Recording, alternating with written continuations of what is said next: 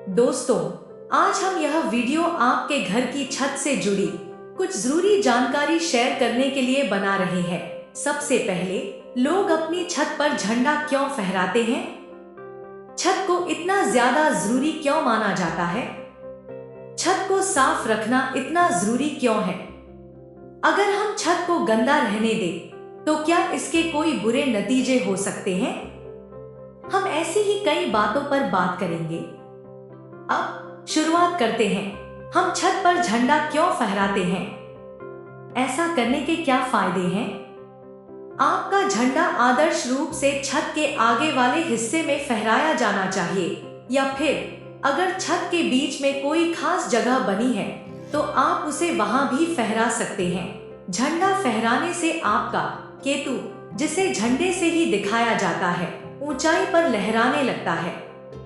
अगर आपको केतु से जुड़ी कोई दिक्कत आ रही है, जैसे अगर आप ऐसा कोई काम कर रहे हैं जिससे आपकी सामाजिक इज्जत और शोहरत बढ़ती है, तो आपको अपनी छत पर जरूर झंडा फहराना चाहिए।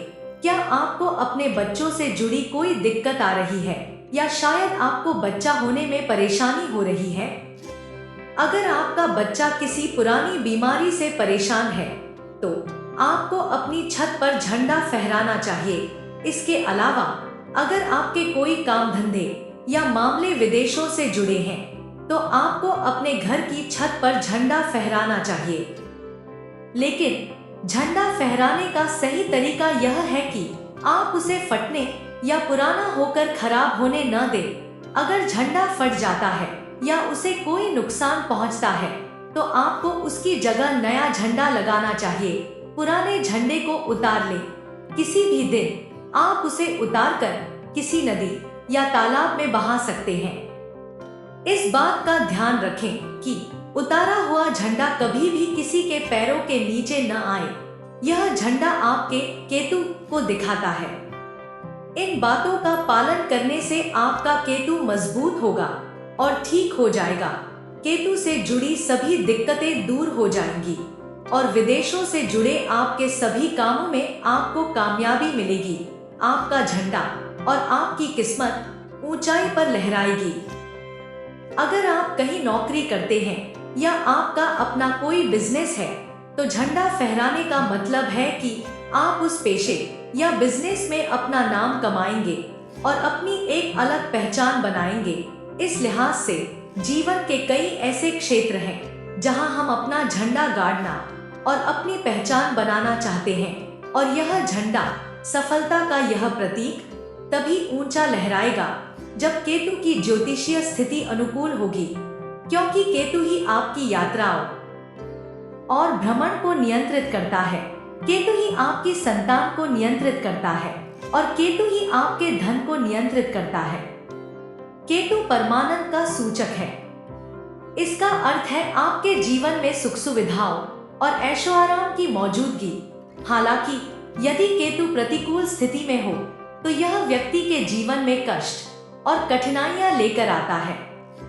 जो लोग हड्डियों से जुड़ी बीमारियों से पीड़ित हैं, विशेषकर वे जिनके घरों में अक्सर कोई न कोई बीमार रहता है, या जिन्हें हड्डियों से जुड़ी समस्याओं का सामना करना पड़ता है, उन्हें अपने घर की छत पर एक झंडा फहराना चाहिए।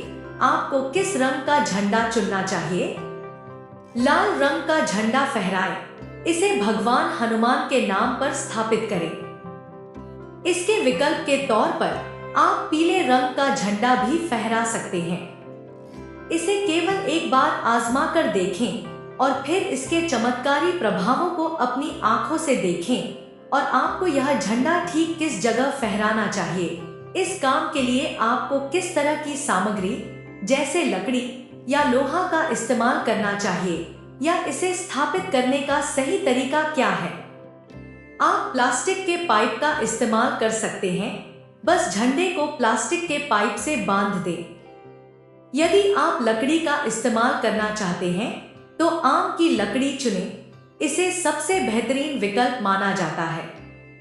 इसके अलावा देवदार की लकड़ी का भी इस्तेमाल किया जा सकता है। आम की लकड़ी सबसे अच्छा विकल्प है और यह आसानी से उपलब्ध भी हो जाती है। आप इसे लगभग कहीं से भी खरीद सकते हैं और यह अपना काम बखूबी करती है। आम की लकड़ी ही सबसे बेहतरीन विकल्प बनी हुई है। छत पर बांस का इस्तेमाल करने से पूरी तरह बचना चाहिए। लोग अक्सर बांस के डंडों पर झंडे फहराते हैं, हालांकि छत पर बांस नहीं लगाना चाहिए। इसके अलावा लोहे का इस्तेमाल न करें। झंडे को किसी लोहे की छड़ या रॉड से न बांधें। इस प्रकार झंडा लगाते समय कुछ सावधानियों का पालन करना बेहद जरूरी है। यदि आप इसे स्थापित करने की सही विधि का पालन करते हैं तो इसके प्रभाव अत्यंत शुभ सिद्ध होते हैं। इसके अलावा झंडा लगाने के बाद आपको मंदिरों जैसी जगहों पर जाकर मिठाई बांटनी चाहिए। ऐसा इसलिए है क्योंकि केतु का संबंध धर्म और धार्मिक स्थलों से है। केतु हमारे विश्वास का प्रतीक है। यदि बृहस्पति धर्म का कारक है तो केतु विश्वास का कारक है। यही कारण है कि उस सकारात्मकता को बनाए रखने के लिए यहाँ मंगल ग्रह की सहायता ली जाती है। लोग अक्सर झंडा तो लगा लेते हैं, लेकिन बाद में शिकायत करते हैं कि उन्हें कोई लाभ नहीं मिला।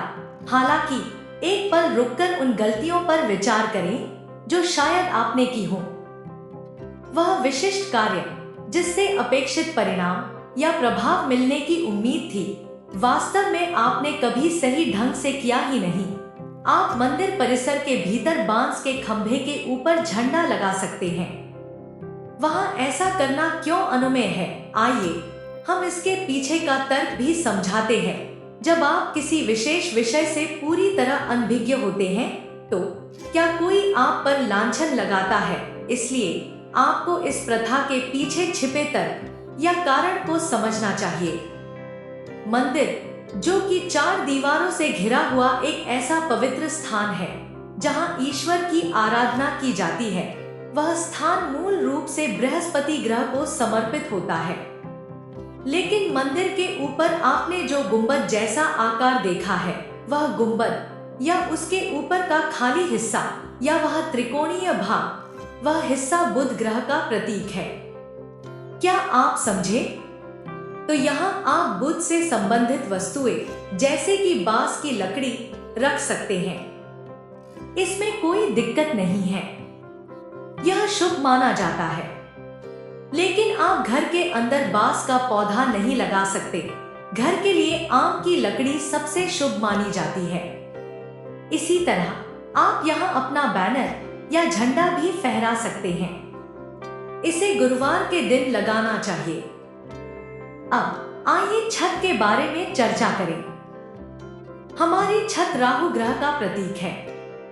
मूल रूप से राहु का स्वभाव सकारात्मक होता है, फिर भी हम अक्सर अपने कार्यों से उसे नकारात्मक बना देते हैं। यदि आप अपनी छत पर कबाड़ जमा होने देते हैं या वहां बेकार की चीजें इकट्ठी करते हैं तो आपको कठिनाइयों का सामना करना पड़ सकता है। ऐसी लापरवाही से निश्चित रूप से विभिन्न प्रकार की समस्याएं उत्पन्न होंगी। इसलिए जिस किसी का बुध 12वें भाव में स्थित हो, उसे छत पर पक्षियों को दाना खिलाने से बचना चाहिए। छत को पूरी तरह से साफ सुथरा और व्यवस्थित रखें। आप देखेंगे कि आपके जीवन के कई पहलू बेहतर होने लगे हैं। और फिर ठीक केतु के ध्वज की तरह आपकी सफलता का ध्वज भी ऊंचा लहराएगा। तो अपने ध्वज को लहराने दीजिए। तो मुझे आशा है कि आपको यह जानकारी पसंद आई होगी। तो कृपया वीडियो को लाइक कीजिए और चैनल को सब्सक्राइब कीजिए। मिलते हैं बहुत जल्दी एक नई जानकारी के साथ। तब तक के लिए जय श्री राम, जय महाकाल।